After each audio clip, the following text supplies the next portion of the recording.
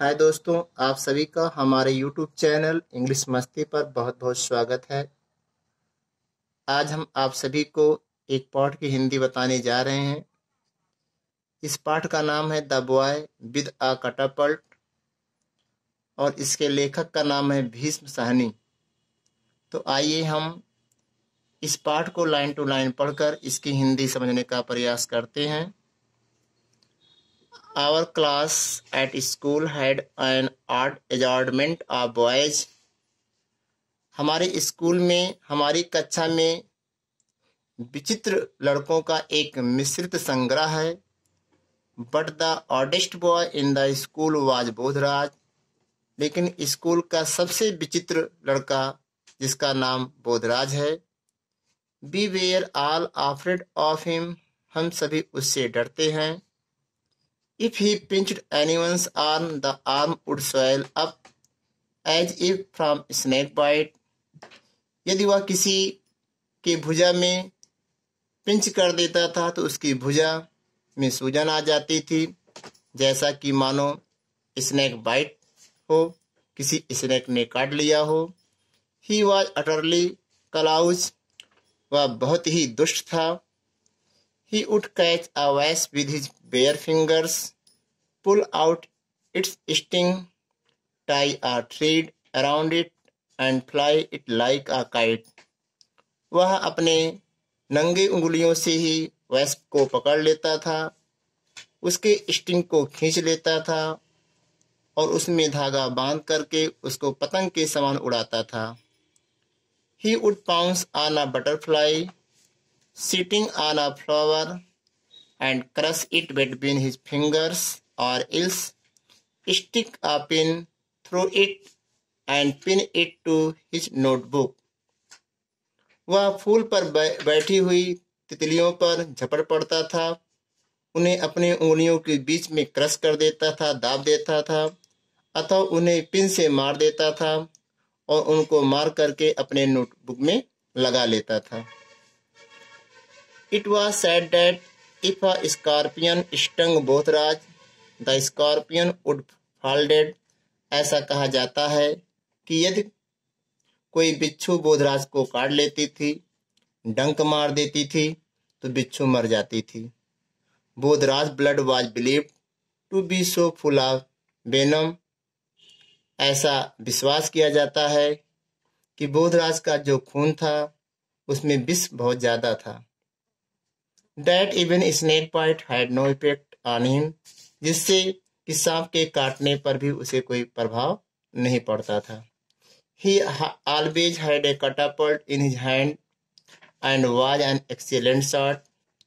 वह हमेशा अपने साथ एक गुलेल रखता था और वह एक अच्छा निशानेबाज था। His favorite targets were birds. उसका सबसे पसंदीदा लक्ष्य पक्षी हुआ करते थे।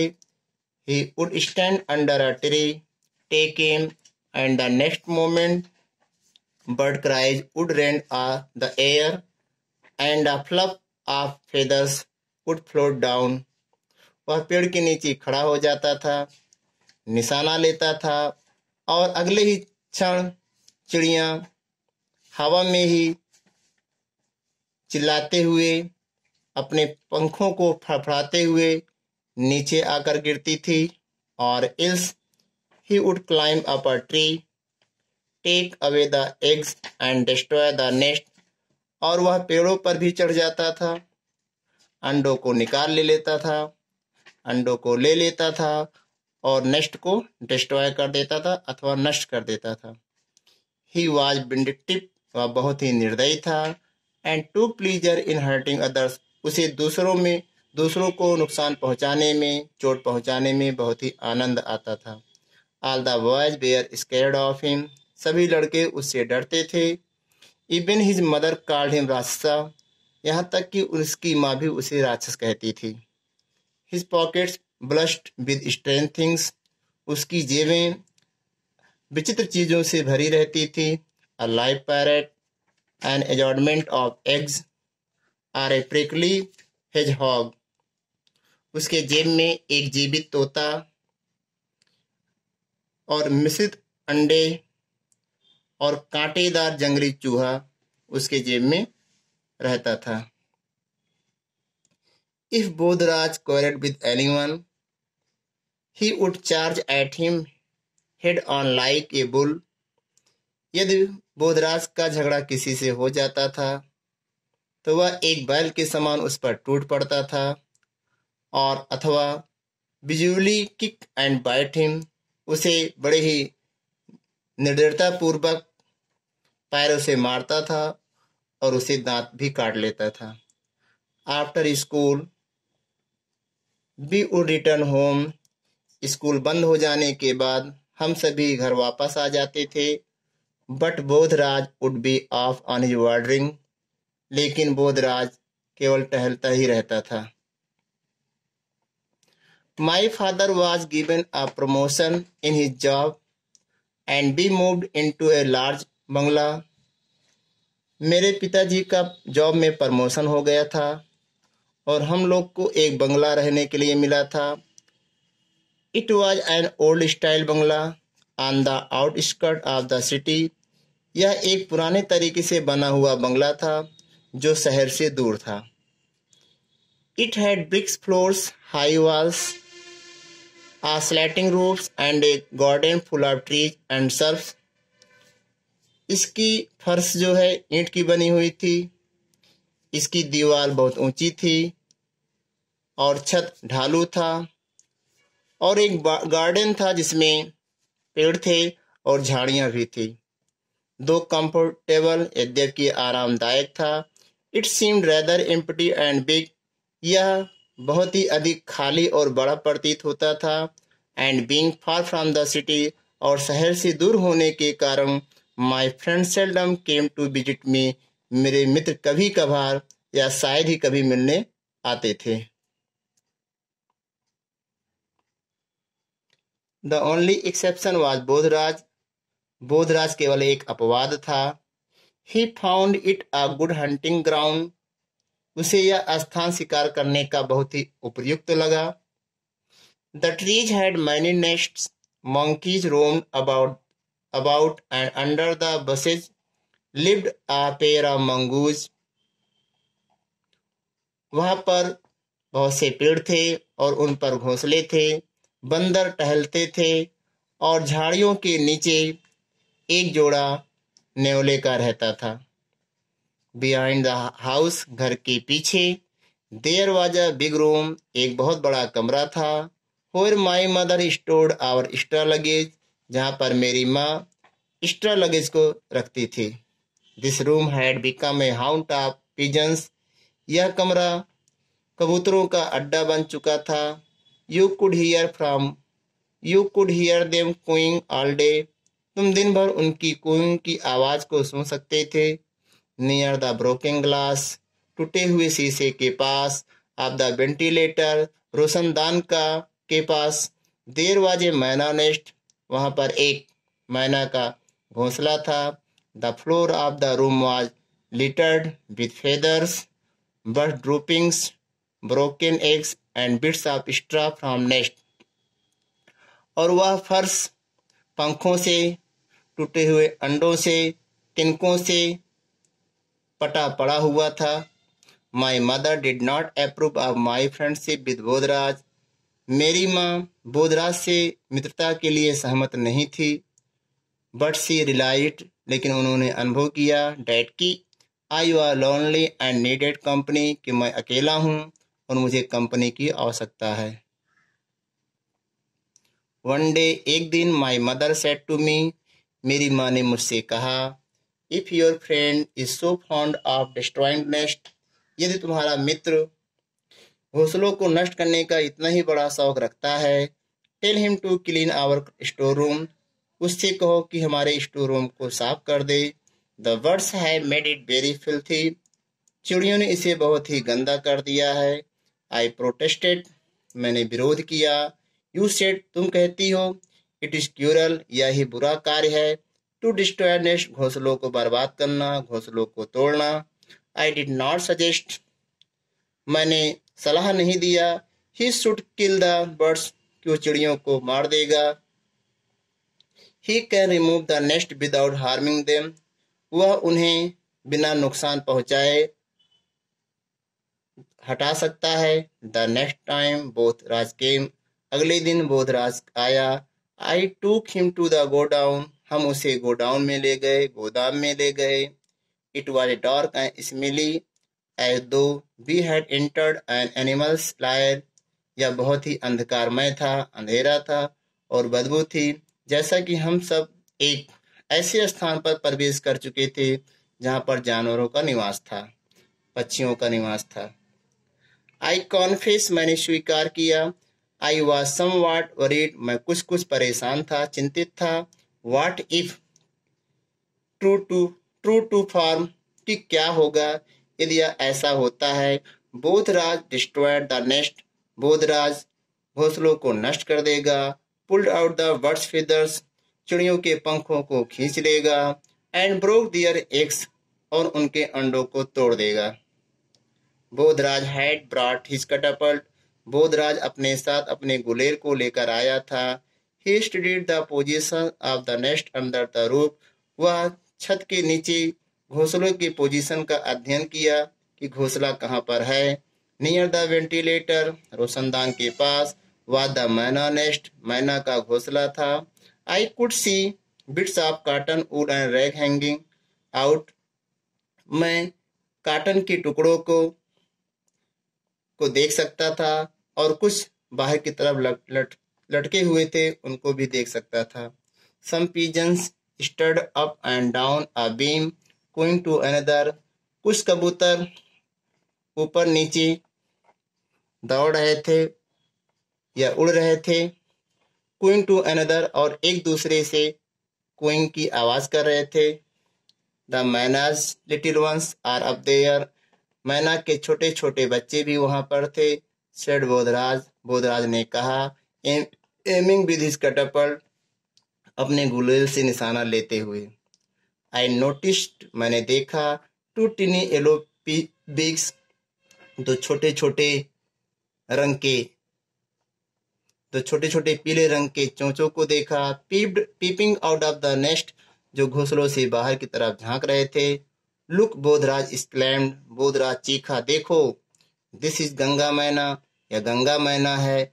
It is not usually found in this area, यह प्रायः ऐसे यहाँ क्षेत्र पर या इस क्षेत्र में नहीं मिलते हैं। Where are the parents, I asked, मैंने पूछा। किसके माता पिता कहाँ हैं। Must have gone in search of food, अवश्य ही भोजन की तलाश में गए होंगे। They should be back soon, वे शीघ्र ही वापस आ जाएंगे। Bodhraj raised his catapult, Bodhraj ने अपने गुलेल को उठाया।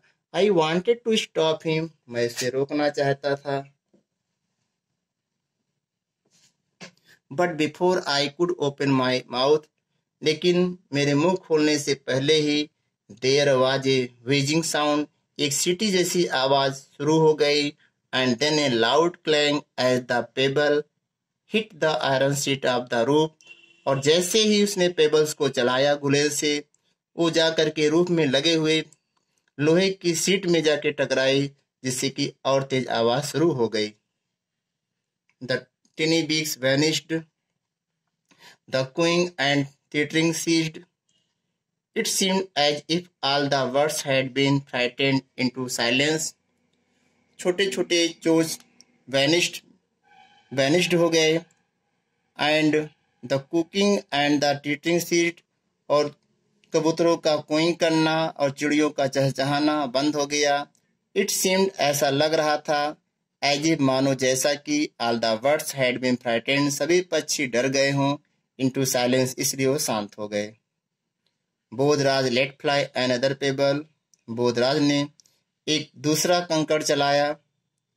This time it stuck a beam, यह जाकर के एक बीम में टकरा गया। Bodhraj was proud of him, Bodhraj को अपने ऊपर बड़ा ही अभिमान था। But he had missed his target twice, लेकिन उसका निशाना 2 बार चूक गया। And was a very angry with himself, और वह उससे अपने आप से बहुत ही क्रोधित हो गया। When the chicks peeped over the rim of nest, जब चूजे नेस्ट के किनारों से, घोंसले के किनारे से बाहर की तरफ झांक रहे थे। Bodhraj had a third try, Bodhraj ने तीसरा प्रयास किया। This time the pebble hit the side of the nest, इस बार भी वह कंकड़ घोंसले के किनारों पर जाकर लगा। A few straw and bits of cotton wool fell, कुछ तिनके और काटन के टुकड़े नीचे गिरे। But the nest was not dislodged, लेकिन घोंसला अपने स्थान से नहीं हटा। Bodhraj lifted his catapult again, Bodhraj ने अपना गुलेल फिर उठाया। Suddenly, अचानक, a large shadow flitted across the room, एक बहुत बड़ी छाया जो है कमरे में आई। Blocking the light from the ventilator, रोशनदान से आते हुए प्रकाश को बंद करते हुए। स्टार्टलेड वी लुक्ड अप, हमने उसे देखा। गेजिंग डाउन एट अस मेनासिंगली, वह धमकी भरी नजरों से देख रहा था। Was a large kite with its wing outstretch, वह एक बहुत बड़ा चील था जो अपने पंखों को फैलाया हुआ था। The मैना cheeks began fluttering their wings and shrieking loudly, मैना के चूजे जो है अपने पंखों को फड़फड़ाना शुरू कर दिए और तेज आवाज में चिल्लाना शुरू कर दिए। What would the king kite do? यह चील क्या करेगा? The kite left the ventilator and perched on a rafter, चील वेंटिलेटर से उड़ा और आकर छज्जे पर बैठ गया। It had folded back its wings, उसने अपने पंखों को फोल्ड कर लिया। It shook its crazy neck, उसने अपने चट्टान जैसे गर्दन को हिलाया। And peer to the right, और दाहिने देखा। एंड टू द लेफ्ट, और बाएं देखा। The birds frightened cries filled the air, और चिड़ियों की भय की आवाज से पूरा वातावरण भर गया। The kite has been coming here every day, said Bodhraj. Bodhraj ने कहा कि यह चील प्रत्येक दिन यहाँ आता है। I realized why broken wings, straw and bits of bird's flesh littered the floor, मैंने महसूस किया कि फर्श पर टूटे हुए पंख, भूसा या तिनका और पक्षियों के मांस फर्श पर क्यों पड़े हुए थे। The kite must have revisited the nest often, यह चील अवश्य ही या अक्सर इनके घोंसलों को नष्ट करता है। Bodhraj had not taken his eyes of the kite, Bodhraj ने अपनी नजरों को उस चील से नहीं हटाया। Which was slowly moving toward the nest, जो धीरे धीरे घोंसले की तरफ बढ़ रहा था। द क्राइज बिकम श्रिलर, आवाज और तेज हो गई। I was a bundle of nervous, मैं नर्वस था, मैं घबराया हुआ था। Bodhraj raised his Catapult, Bodhraj ने अपने गुलेल को उठाया। And aimed at the kite, और उस चील पर निशाना लगाया। डोंट हिट द काइट, चील को मत मारो। इट विल अटैक यू, यह तुम पर हमला कर देगा। आई साउटेड, मैं चीखा, चिल्लाया। But Bodhraj paid no attention, लेकिन बोधराज ने कोई ध्यान नहीं दिया। The pebble missed the kite, निशाना फिर चूक गया। एंड हिट द सीलिंग, और वह कंकड़ जाके छत में लगा। The kite spread its wings wide and period down, चील ने अपने पंखों को फिर फैलाया और नीचे की तरफ झांका। Let's go out of here, I said frightened, मैंने डरते हुए कहा कि यहाँ से चलो। The kite will eat up, चील हमें खा लेगा। The kite will eat up the little ones, चील चूजों को या छोटे बच्चों को खा लेगा। This sounded rather strange coming from him, इस प्रकार की आवाज, विचित्र आवाज जो है हमें सुनाई पड़ रही थी। बोधराज एम्ड अगेन, बोधराज ने फिर निशाना लिया। The kite left the rafter, उस काइट ने छज्जे को छोड़ दिया। एंड स्प्रेडिंग इट्स विंग, और अपने पंख को फैलाते हुए flew in a semi circle and alighted on a beam, उड़कर वो आकर के एक बीम पर बैठ गया। The chicks continue to scream. चूजे लगातार चीख रहे थे। Bodhraj handed me the catapult and some pebbles from his pocket. Bodhraj ने मुझे अपना गुलेल और अपने पॉकेट से कुछ कंकड़ को दे दिया। Aim at the kite. चील पर निशाना लगाओ। Go on hitting it. उसको मारो। Don't let it sit down. इसे दोबारा मत बैठने देना। He instructed. उसने सुझाव दिया। Then he ran and pulled up a table standing against the wall to the middle of the room. तब वह दौड़कर जाता है, एक मेज को लेकर कमरे के बीचों बीच में लाकर दीवार के किनारे लगा देता है। I did not know how to use the catapult. मुझे नहीं पता था कि गुलेल का प्रयोग कैसे किया जाता है। I tried once. मैंने एक बार प्रयास किया। But the kite had left the beam and flown to another. लेकिन चील बीम से उड़ा और जाकर कहीं दूसरी जगह बैठ गया। Bodhraj brought the table right under the मैना नेस्ट। बोधराज ने ठीक मैना के घोंसले के नीचे टेबल को लेकर आया। Then he picked up a broken chair. तब उसने एक टूटी हुई कुर्सी को उठाया and placed it on the table और उसे मेज पर रख दिया। He climbed on the chair. वह कुर्सी पर चढ़ गया। Gently lifted the nest. उसने बड़ी सावधानी से घोंसले को उठाया एंड स्लोली स्टेप डाउन और आराम से धीरे धीरे नीचे आ गया।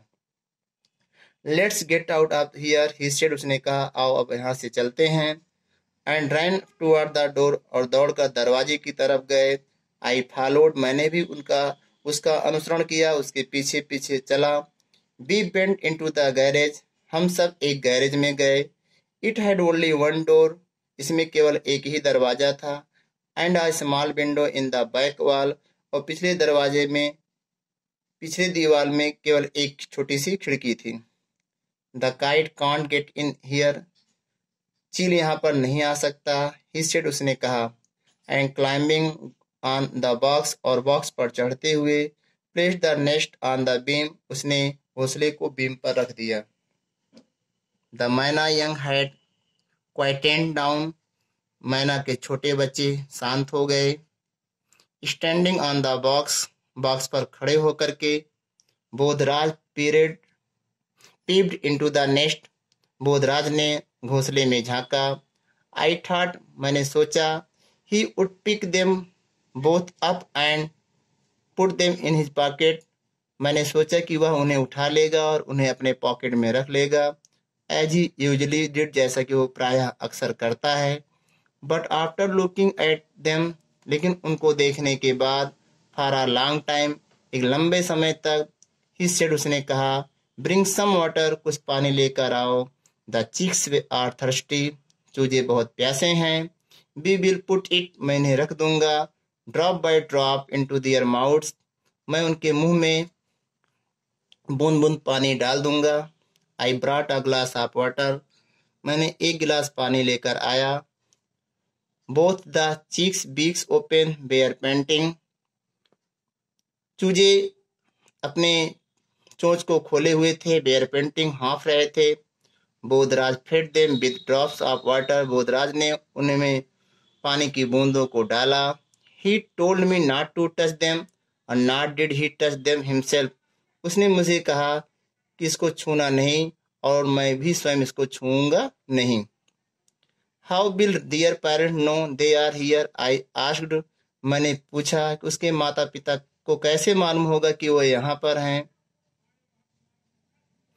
दे विल लुक फॉर देम। वे उन्हें खोजेंगे। We stayed in a garage for a long time. हम सभी गैरेज में लंबे समय तक रुके हुए थे। When Bodhraj came the next day. जब बोधराज अगले दिन आया। He had neither catapult nor pebbles. तो उसके पास ना तो गुलेल था न ही कंकड़ थे। He carried a bag of seed. उसके पास बीज से भरा हुआ एक थैला था। We fed the mynas young. हम लोगों ने मैना के छोटे छोटे चूजों को खिलाया। And spent hours watching their antics. और घंटों अपने समय को उनको देखने में व्यतीत किया। Hi guys, If you like my videos, please like, comment and share. Thanks for watching my video.